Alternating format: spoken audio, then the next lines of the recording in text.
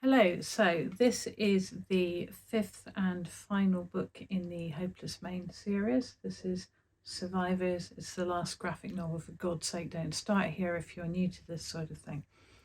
I wrote this one, the original draft of it, more than 10 years ago. I've revised it as we've gone along and I've learned things. And the story in this one changed a little bit as life on the island progressed, because a lot of people were very upset about what happened to Anna Marie Nightshade.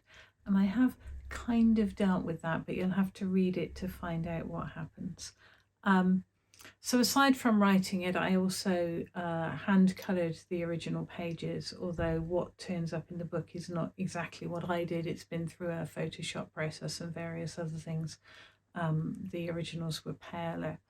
But if you look closely, I shall waft this forward, you can see something of the pencils in what's present in the book.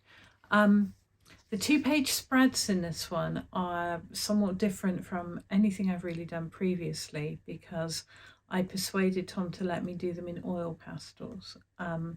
This has a number of effects. Firstly, a 2-page spread is physically a massive thing, and you've got two very big comics pages next to each other. It takes hours to hand colour them in pencil, whereas you can get a lot of colour down a lot more quickly and with less pain using oil pastels. Very tempting for me. My grandmother used oil pastels and I've been working with hers. They also have a much more intense colour to them, and you can get a lot more depth.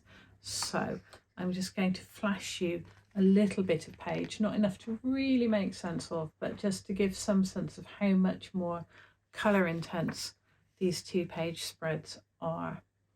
And I think in terms of colouring work, it's some of the best stuff I've ever done. I like oils. I like oils a lot more than I like working in pencils. I'll just flash you a bit of that one. Because I like intense colours, and because I like the density and the physicality of them. So there is, as ever, a story that comes through in the 2-page spreads. And you may have noticed reoccurring werewolf themes here. We revisit some of the places that you'll have seen in previous comics, and the chapter covers are mostly devices, because devices are cool. Anyway, I'll just do another little flash from the inside. So absolutely do not start with this book. Start with The Gathering. If you haven't got The Gathering, you need to begin at the beginning, otherwise this book will be largely confusing to you.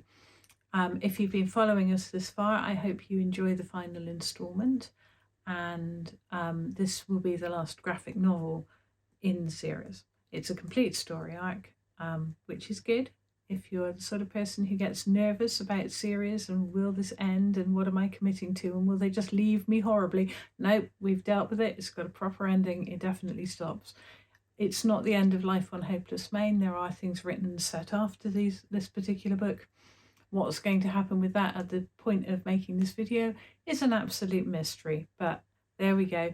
Things are being considered, and when there is news on that score, I will waft it about. Thank you for watching, and hopefully, thank you for reading.